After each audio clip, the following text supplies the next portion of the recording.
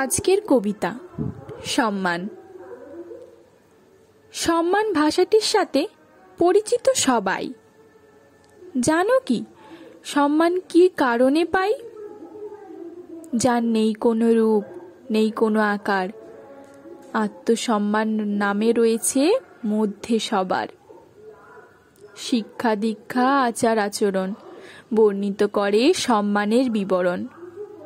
যার মধ্যে রয়েছে বিবেক বুদ্ধি, রয়েছে শিক্ষার আলো, সমাজ তাকে বলে ভালো।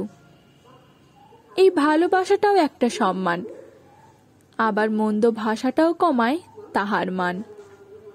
আমাদের এই বিচিত্র সমাজে অযোগ্যরাই সম্মানীয় সাজে। যার নিজের নেই আত্মসম্মান, সে কিভাবে করবে অন্যের সম্মান? বেশিরভাগ মানুষ ছোটে টাকার জন্য, আবার কিছু মানুষ সম্মান পেলেই তারা নিজেকে মনে করে ধন্য। টাকা দিয়ে পদ ও আভিজাত্য কেনা যায়, কিন্তু টাকা দিয়ে সম্মান পাওয়া বড় দায়। সম্মান মানে অনুভূত হয় গর্ব, আভিজাত্য আর অহংকার সম্মানকে করে খর্ব। কথায় আছে অল্প বিদ্যা ভয়ঙ্করী। সম্মান অর্জনের পথটা কিন্তু সুদূর প্রসারী, তাই ওই পথ চায় না চলতে কেউ। ওই পথে থাকে বড় বড় বাধা নামক ঢেউ। আত্মসম্মান বোধ নেই যার মধ্যে, অন্যকে সম্মান করার যোগ্যতা কি করে থাকবে তার সাথে? সম্মান অর্জন করতে লাগে সারা জীবন, মুহূর্তেই হতে পারে সম্মান হরণ। হনুমানের জন্য কিছু মানুষ হয় নিঃস্বার্থ, বেশিরভাগ মানুষ পেছনে লেগে তাদের সম্মানকে করে ব্যর্থ। একবার যদি অর্জিত সম্মান হারায়, ফিরে পাওয়া খুবই দায়। যাদের মধ্যে থাকে মনুষ্যত্ব, তারা হয় সম্মানের ভক্ত।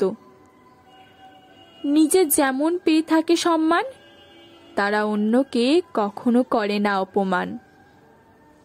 আবার সাজানো সম্মানও আছে, নেতা ছাতারা তাকে অবলম্বন করে নাচে। যদি করো পদের অপব্যবহার, মনে থাকবে সবার। যতদিন পদ ততদিন সম্মান, হারিয়ে গেলে পদ পেতে হতে পারে বদনাম। বেশিরভাগ ক্ষেত্রেই মানুষ সম্মান করে পদমর্যাদাকে। যে থাকে সেভাবে বোধহয় সম্মান করছে আমাকে। তাই পদের লোভে মানুষ হয় বর্বর, অজান্তেই নিজেই নিজের ঘরে কবর। তাই মানুষকে ভালোবেসে সমাজ কল্যাণ করো হেসে। দরকার নেই পদ বা চেয়ার, কেউ করুক বা না করুক কেয়ার। নিঃস্বার্থভাবে সত্যের পথে এগিয়ে হবে যেতে। অনেক বাধা অনেক বিপত্তি, হয়তো হবে অনেক ক্ষতি, তবুও লক্ষ্য যদি স্থির থাকে, সম্মান জড়িয়ে ধরবে তোমাকে। সম্মান আছে কর্ম দ্বারা, সম্মানের গুরুত্ব বুঝে প্রকৃত সম্মানী যারা। তাই তুমি যদি অর্জন করতে চাও সম্মান, কর্ম দ্বারা বাড়াও নিজের মান। ধন্যবাদ। ভালো থাকবেন, ভালো রাখবেন।